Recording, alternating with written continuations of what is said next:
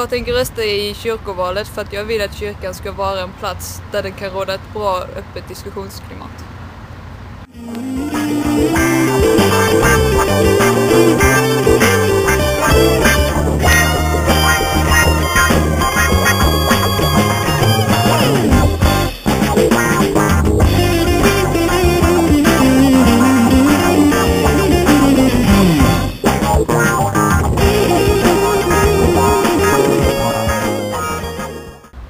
Jag lägger min röst på Socialdemokraterna för en solidarisk kyrka öppen för alla.